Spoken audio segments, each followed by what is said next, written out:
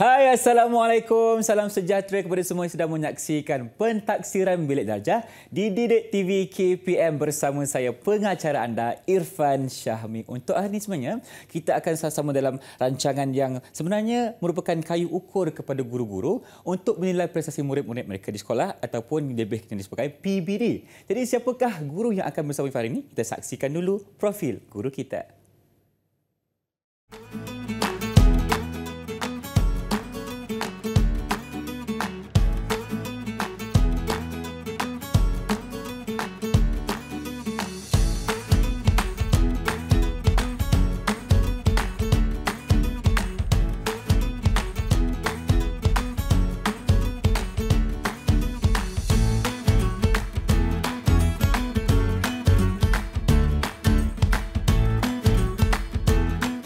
Baik, untuk hari ini Ifan bawakan Cikgu Muhammad Zulhasmi Majeni dari SK Bukit Besidungun, Terengganu. Assalamualaikum Cikgu, apa khabar? Waalaikumsalam warahmatullahi wabarakatuh. Sihat, Alhamdulillah. Ifan, apa khabar? Sihat? Saya makin sihat sebab cikgu dekat sebelah hari ini.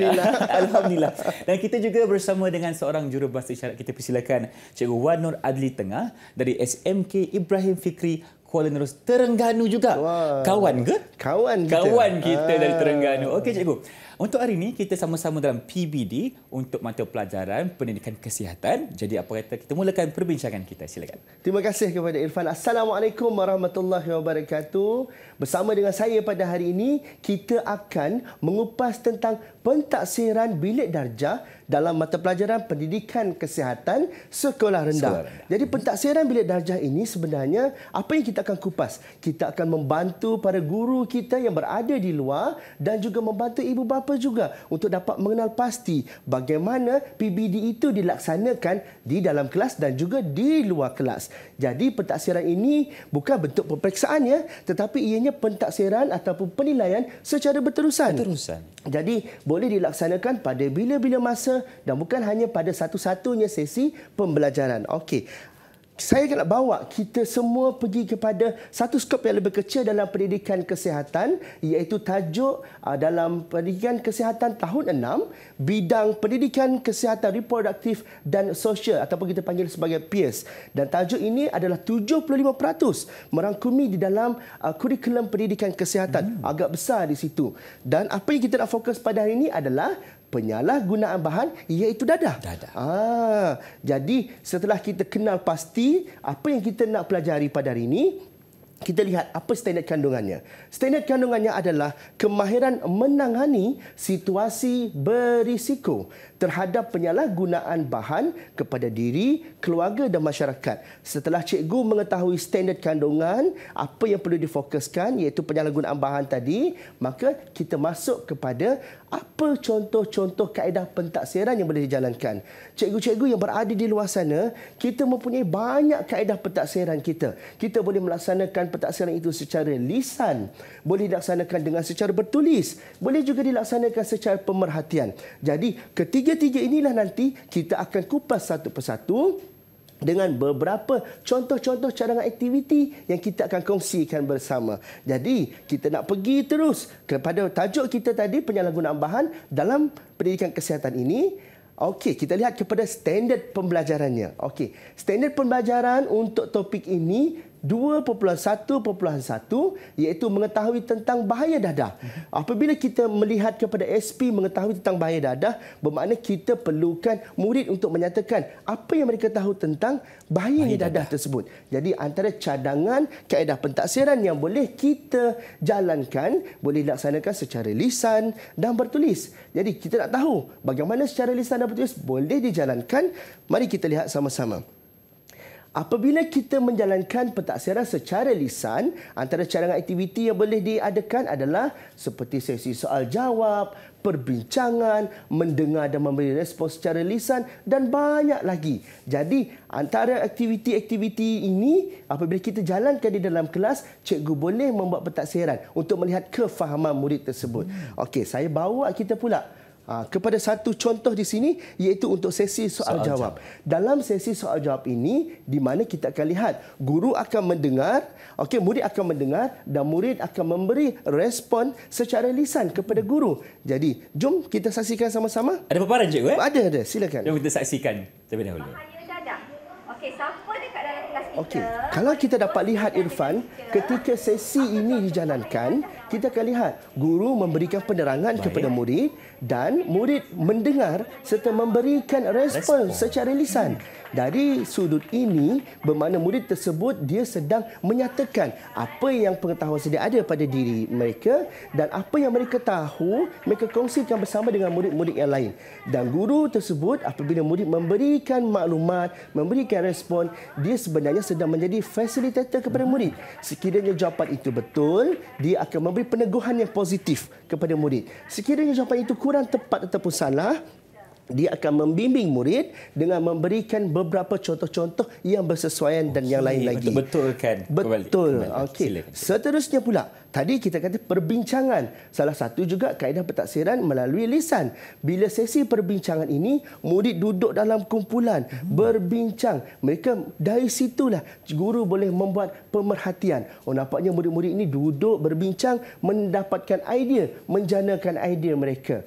Dalam sesi perbincangan ini, mereka akan mengeluarkanlah apa sahaja perkara yang berkaitan dengan bahayanya dadah, sama ada mereka nak menjelmakan dari segi peta minda, mereka nak menjelmakan dari segi maklumat-maklumat penting untuk dikeluarkan untuk mereka kongsikan kepada kawan-kawan yang lain. Cikgu nak tanya, dalam satu perbincangan tu lebih kurang berapa ramai murid yang akan terlibat, cikgu? Kita melihat kepada keadaan kesesuaian di dalam kelas. Kalau dalam kelas itu kuantiti muridnya agak ramai, maka kalau boleh kita kecilkan kumpulan itu supaya semua murid memainkan peranan masing-masing. Jadi kalau contoh dalam satu kelas macam 20 orang, kita boleh buat dalam 5 kumpulan di mana setiap kumpulan dalam 4 orang murid. Jadi semua memainkan peranan masing-masing. Okey. Seterusnya pula, kita katakan tadi, kita boleh gunakan kaedah pentaksiran seperti bertulis. Bertulis tu kita nak nilai macam mana?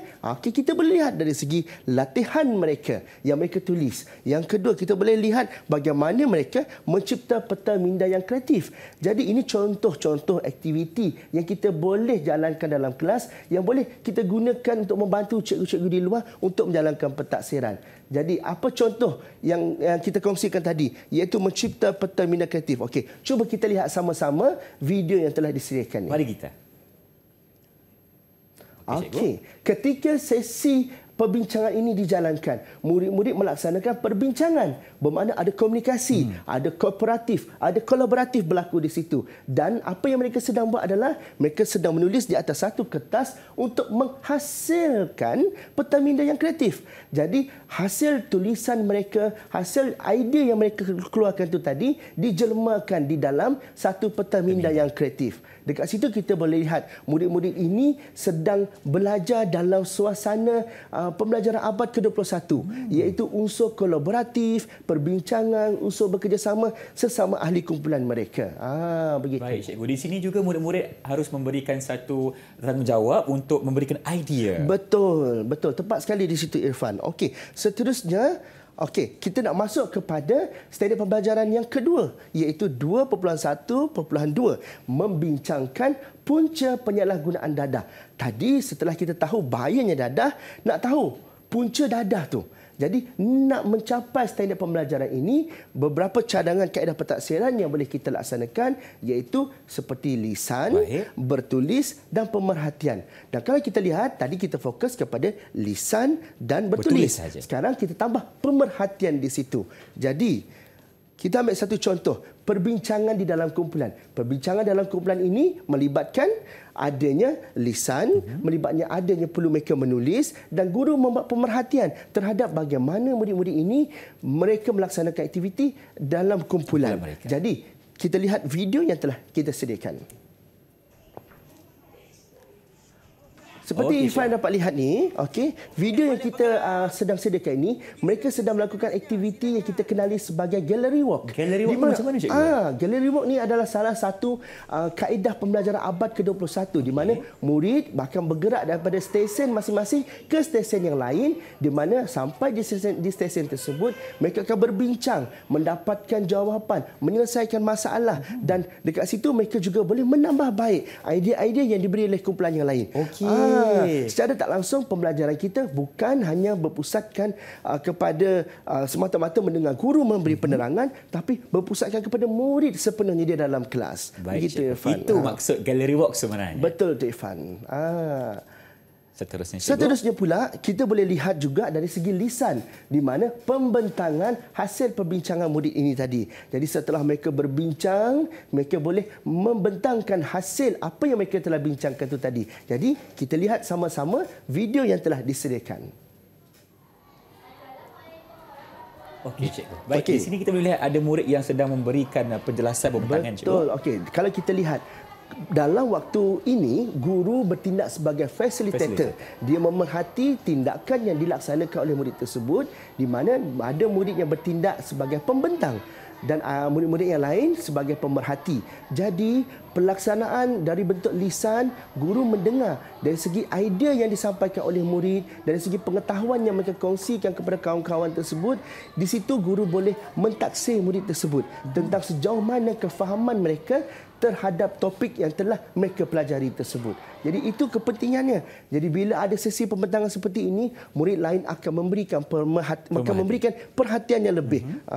Cikgu nak tanya, mungkin cikgu boleh ceritakan dari segi peranan murid-murid lain ketika mendengar pembentangan dari kawan-kawan mereka. Betul. Okey. Satu yang menarik Irfan, apabila kita memulakan sesi pembentangan seperti itu, sebenarnya guru boleh membuka ruang sebenarnya untuk menghidupkan suasana dalam kelas dengan memberi peluang kepada murid-murid lain untuk bertanyakan soalan. Jadi murid-murid lain boleh mengambil peluang dan kesempatan ini. Dan pentaksiran bukan hanya kepada kumpulan murid yang membentang, tapi pentaksiran secara menyeluruh. Murid yang bertanyakan soalan, murid yang mendengar tersebut turut sama boleh ditaksir pada waktu itu, kerana pembelajaran itu adalah secara berterusan. Baik. Begitu Irfan. Maknanya cikgu, segala pembentangan yang telah diceritakan oleh murid-murid akan didengar oleh semua murid yang ada dalam kelas itu dan akan dinilai oleh guru mereka. Betul, tepat sekali. Baik, cikgu. Jadi, kita ada slide seterusnya, silakan. Seterusnya pula adalah hasil yang kita nak tunjuk adalah hasil kerja murid. Jadi setelah mereka berbincang, setelah mereka membentangkan hasil kerja mereka, dan kita nak lihat pula hasil kerja mereka tersebut, iaitu kita ambil bertulis dan juga pemerhatian. Hasil kerja ini kita boleh paparkan di dalam kelas, okey? Dan salah satu bila kita paparkan dalam kelas boleh menyebarluaskan lagi maklumat. Murid lain boleh tahu apa yang disampaikan oleh kumpulan yang lain. Dan kalau kita lihat Irfan, murid-murid kita ni menghasilkan peta minda. Peta minda ini adalah salah satu cara untuk mereka memberikan lebih banyak lagi idea-idea, dan kita terima semua idea murid-murid tersebut supaya kita boleh tahu sejauh mana kefahaman murid terhadap topik yang diajar. Jadi guru di luar sana ambil peluang ini, gunakan sebaik-baiknya masa yang ada bersama dengan murid ini, kita congkilkan pengetahuan yang ada pada mereka, buatlah pelbagai aktiviti yang menarik supaya kita boleh menilai murid-murid kita dengan seadil dan sewajarnya. Dengan adil dan sewajarnya. Baik, terima kasih Cikgu Zul Hasmi atas penerangan di segmen ini. Jadi jom kita berhenti berehat seketika, kembali selepas ini dalam PBD Pentaksiran Bilik Darjah Didik TV KPM.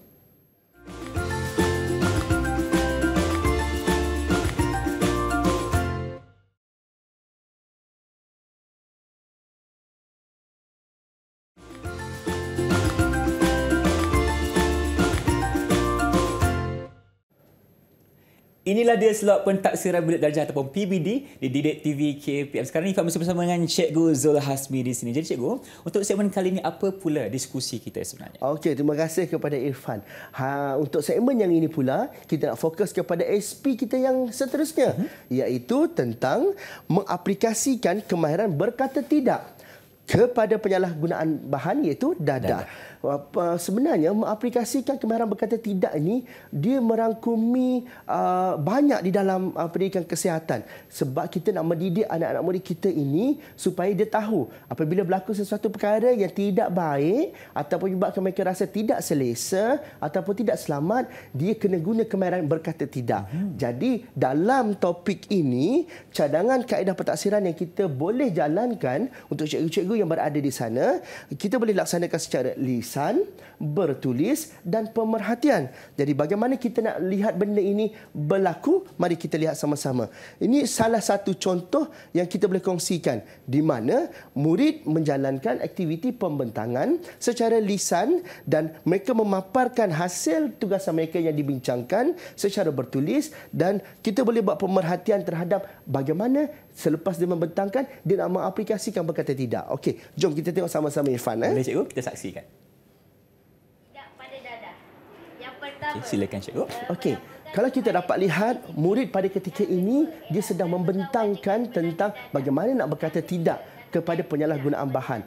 Nampak di situ Irfan, di hujung video tersebut, apabila murid itu sedang dia membentangkan, tiba-tiba tangan dia katakan tidak. Macam cikgu cross macam ni. Secara tidak langsung menunjukkan bahawa murid itu sebenarnya dia tahu bila berkatakan tidak, apa yang perlu dibuat, apa yang perlu ditunjukkan, dan secara tak langsung dia memberikan respon yang terus kepada kita. Jadi cikgu pada waktu tersebut apabila membuat pemerhatian dapat melihat murid menunjukkan tanda seperti ini pun sudah tahu bahawa murid itu faham terhadap apa yang dipelajari. Mana cikgu ketika dia melakukan tanda ini telah menzahirkan kata tidak kepada penyalahgunaan dadah. Betul itu. Betul tu Irfan. Okey, kita lihat pula yang seterusnya Irfan. Baik, murid perempuan pula. Okey, silakan kita lihat yang ni pula. Okey, cikgu.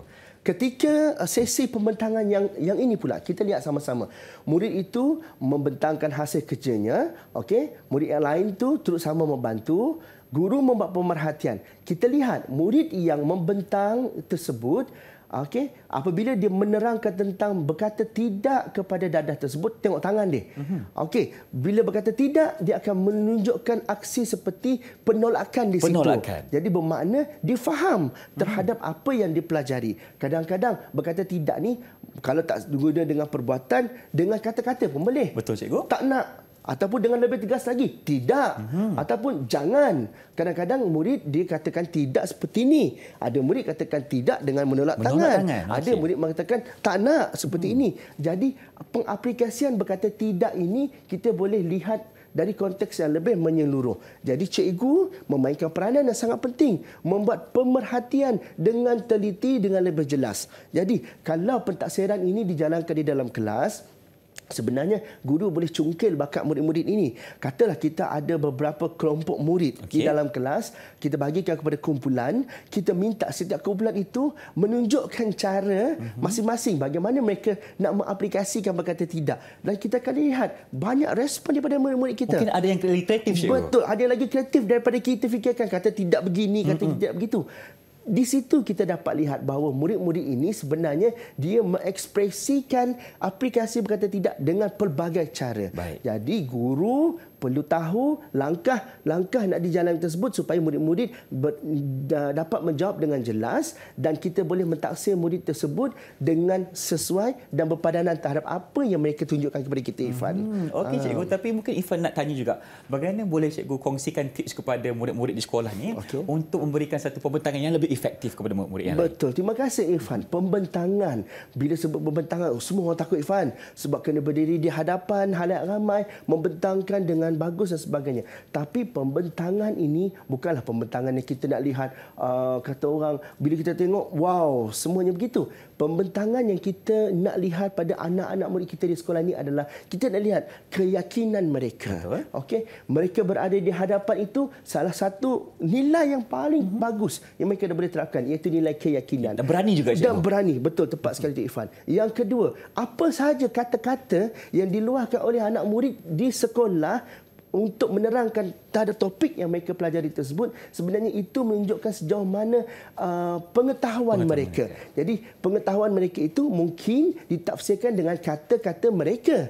Jadi kita sebagai guru, sebagai fasilitator pada waktu tersebut akan membimbing murid tersebut dari segi bagaimana nak menjelaskan istilah yang paling sesuai terhadap kata-kata yang dijelaskan oleh murid tersebut. Dan yang ketiga, benda paling penting sekali adalah kita mesti sentiasa positif terhadap murid kita. Positif terhadap murid kita. Baik, itulah peneranan cikgu dan murid-murid dalam pembentangan dalam PBD di sekolah. Jadi jom kita berhenti berehat seketika. Kembali semestinya tentunya dalam Didik TV KPM.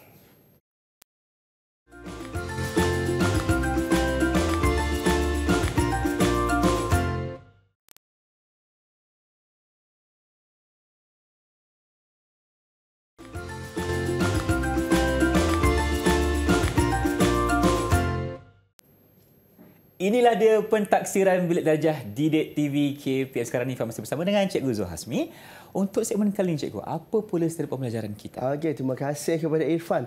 Untuk segmen yang ini pula, kita akan menyambung SP kita yang terakhir, iaitu berkaitan dengan penyalahgunaan bahan iaitu dadah. Jadi, mari kita lihat sama-sama. Pada SP yang terakhir ini, di mana 2.1.4, kita akan menganalisis kesan penyalahgunaan dadah kepada diri, keluarga dan masyarakat. Dan contoh cadangan kaedah pentaksiran boleh dilaksanakan, ada lisan, bertulis dan pemerhatian. Okey, kita lihat sama-sama. Dalam kaedah untuk melaksanakan standard pembelajaran ini, kita boleh adakan aktiviti seperti didik hibur, kita boleh adakan juga penghasilan buku skrap. Kerana apa, Irfan? Kerana aktiviti-aktiviti seperti ini ianya boleh mencapai tahap murid boleh menyebarluaskan maklumat.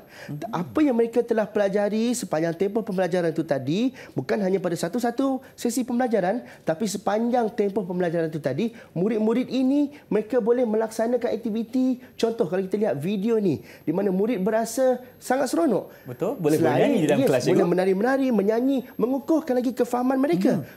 Dan murid-murid ini bila dia boleh melakukan aktiviti didik hibur, dia menguatkan lagi kefahaman mereka terhadap tajuk yang dah kita pelajari di dalam kelas. Dan mungkin cikgu sekaligus menarik minat mereka untuk belajar. Betul, tepat sekali itu, Irfan. Itu yang kita nak dalam diri murid-murid ini supaya dia berasa seronok ketika belajar di sekolah.